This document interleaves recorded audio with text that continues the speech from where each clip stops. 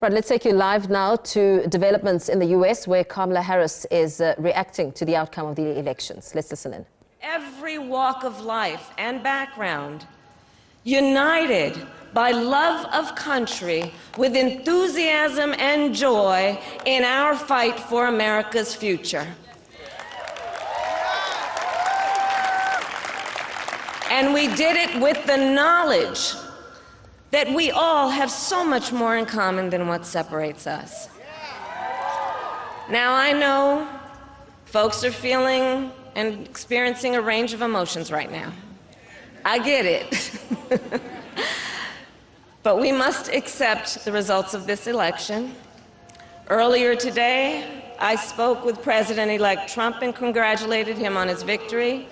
I also told him that we will help him and his team with their transition, and that we will engage in a peaceful transfer of power.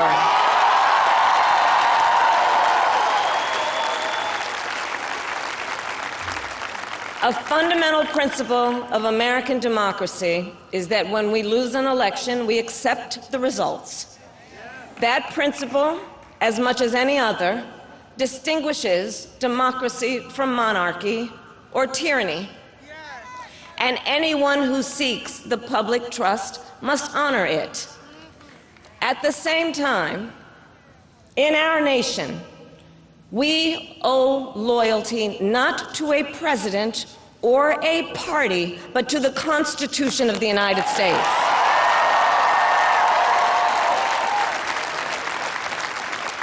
And loyalty to our conscience and to our God.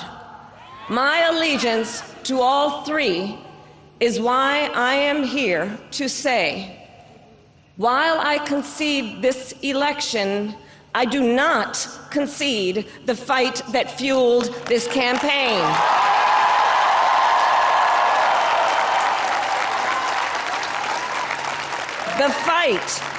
The fight for freedom, for opportunity, for fairness, and the dignity of all people. A fight for the ideals at the heart of our nation, the ideals that reflect America at our best. That is a fight I will never give up.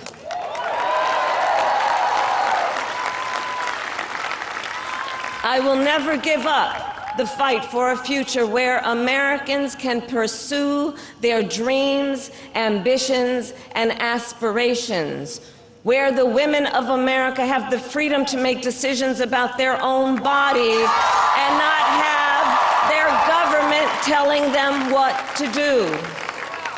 We will never give up the fight to protect our schools and our streets from gun violence. And America, we will never give up the fight for our democracy, for the rule of law, for equal justice, and for the sacred idea that every one of us, no matter who we are or where we start out, has certain fundamental rights and freedoms that must be respected and upheld.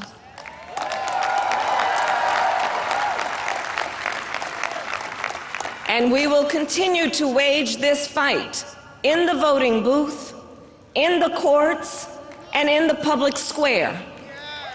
And we will also wage it in quieter ways, in how we live our lives, by treating one another with kindness and respect, by looking in the face of a stranger and seeing a neighbor, by always using our strength to lift people up, to fight for the dignity that all people deserve. The fight for our freedom will take hard work, but like I always say, we like hard work. Hard work is good work. Hard work can be joyful work. And the fight for our country is always worth it. It is always worth it.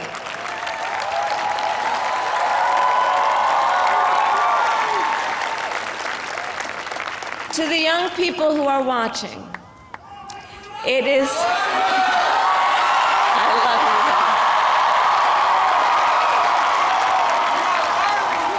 love you. To the young people who are watching, it is okay to feel sad and disappointed, but please know it's going to be okay. On the campaign, I would often say, when we fight, we win. But here's the thing. Sometimes the fight takes a while. That doesn't mean we won't win. That doesn't mean we won't win. The important thing is don't ever give up. Don't ever give up. Don't ever stop trying to make the world a better place. You have power. You have power. And don't you ever listen when anyone tells you something is impossible because it has never been done before.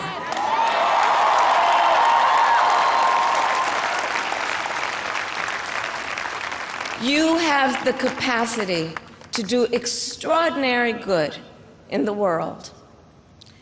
And so to everyone who is watching, do not despair.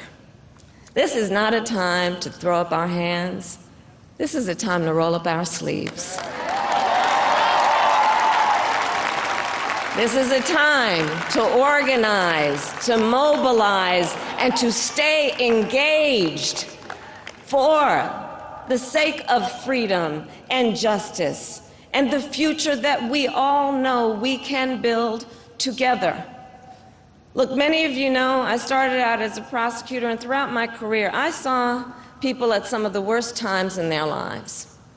People who had suffered great harm and great pain, and yet found within themselves the strength and the courage and the resolve to take the stand, to take a stand, to fight for justice, to fight for themselves, to fight for others.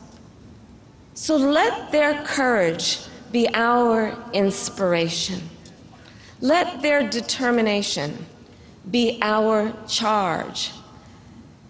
And I'll close with this. There's an adage an historian once called a law of history, true of every society across the ages. The adage is, only when it is dark enough can you see the stars.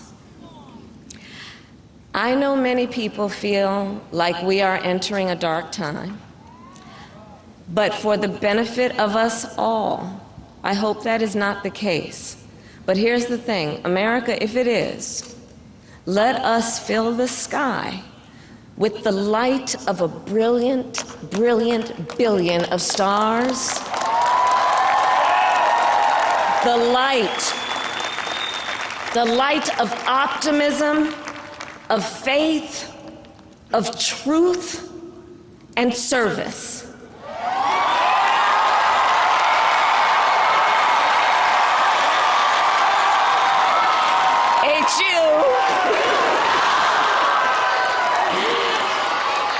And may that work guide us, even in the face of setbacks, toward the extraordinary promise of the United States of America. I thank you all. May God bless you, and may God bless the United States of America. I thank you all.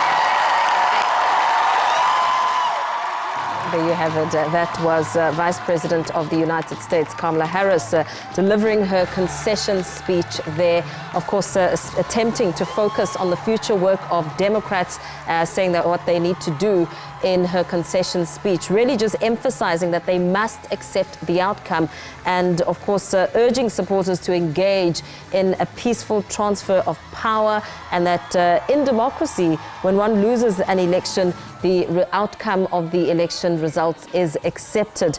And also emphasizing, saying that while she does concede the election, she does not concede the fight that fueled the campaign. speaking to the young people that voted for her, saying that she knows that a lot of people are feeling all sorts of emotions, but encouraging young people to, that it's okay to feel sad and disappointed. Sometimes a fight takes a while, and that doesn't mean that they won't win, and urging them to never stop trying and believing in their dreams. So that, of course, is how Vice President Kamala Harris delivers the concession speech after Donald Trump was elected the 47th President of the United States.